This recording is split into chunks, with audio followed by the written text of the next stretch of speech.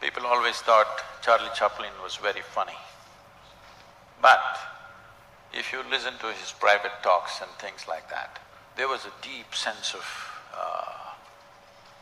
agony Yeah, in him. he was especially sensitive to the agonies of life. Yes. What an artist. But when you see him on the screen, he just made it just so ridiculously funny, hilarious all the time. Everything, every step, every act, not just some act, just every step and every act is hilarious.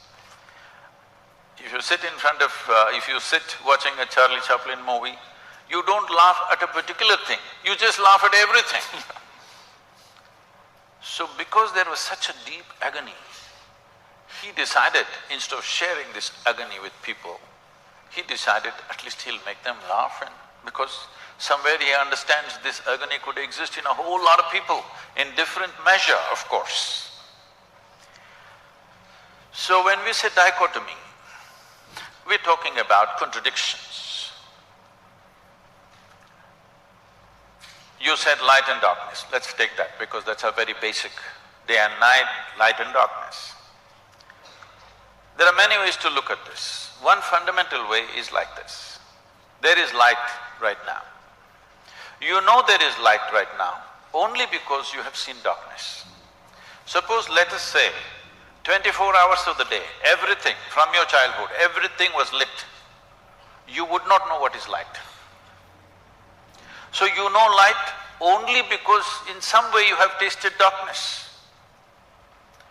You know what is white only because you've seen the black. You know what is a man only because you've seen a woman. You know what's a day only because you've seen a night. So, what seems to be contradictory on the logical level of your mind, in terms of making of life, they're complementary to each other. They're working with each other but pretending to be opposite to each other. This is why in this culture, everywhere in the world, not just here, in one way or the other they figured this and they made it in so many ways, they called it yin and yang, here we called it Shiva Shakti.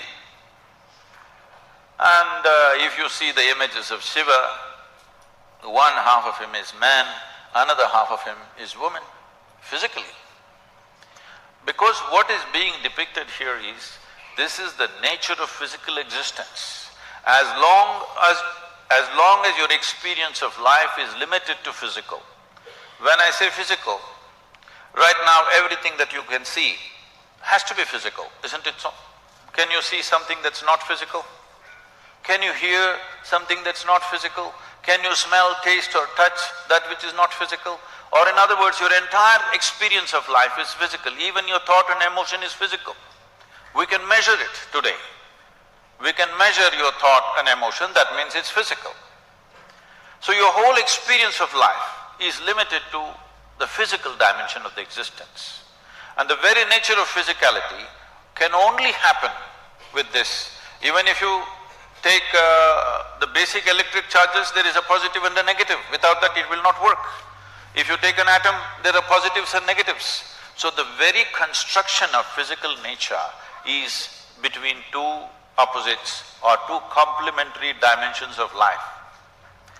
So when you live here, if you live here with the necessary perception, in a very brief amount of time, one can realize this contradiction or this complementary nature of these two things can go on playing endlessly upon you without taking you anywhere.